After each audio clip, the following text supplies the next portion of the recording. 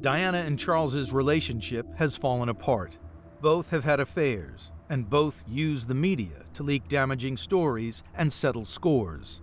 First, Dianagate, allegedly a conversation between the princess and a male companion she called Squidgy. Then Camillagate, allegedly between Charles and his lover. Then the Highgrove tapes, supposedly of arguments between the prince and princess at their country home. It became known as the War of the Waleses. I mean, whatever Charles did, Diana would do something better, and it became slightly unfair at times when I remember the media would sort of count the number of photographers' ladders at an event that the Prince of Wales was hosting compared with the number at something Diana was hosting. I mean, it was absurd. The absurdity reaches new heights during a royal tour of India, when Diana humiliates her husband on Valentine's Day at a polo match he'd won with the kiss that missed. Well, I remember the polo match as if it was yesterday. Diana didn't want to present the prizes, which she was down to do, and it took a bit of persuasion to get her to do it, and he went up to collect his prize first. Charles went to kiss her, and she turned her back. Pictures of him kissing the back of her head. Of course, sent that back home, and then the tabloids had a field day with it. What you had was the kiss that wasn't. It was a picture that winged around the world pretty quickly. It was a story that told a million stories. The separation is supposed to put an end to the War of the Wales, but it has the opposite effect. The feud intensifies. Charles agrees to promote a personal biography by being interviewed by the author on television.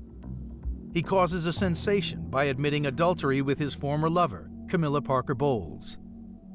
Did you try to be faithful and honourable to your wife when you took on the vow of marriage? Yes, absolutely.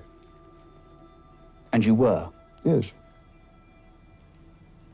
Until it became irretrievably broken down. Charles's confession is intended to create front-page news. No member of Britain's royal family has ever said such a thing publicly before. Diana hears about the show and has other ideas. At the very moment her husband's adultery is being aired, she steals the headlines by attending a charity function wearing a stunning outfit which becomes known as the revenge dress. That was just her at her most manipulative, magnificent. You know, the way she walked so slowly, the way she worked both sides of the crowd, the long walk, so they had lots of chances to get pictures of her. It was just gold dust. The famous revenge dress. What was that? It was clever, manipulative, but again, totally appropriate.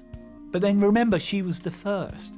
She was the first person to do this, the first major celebrity to know how to manipulate the press.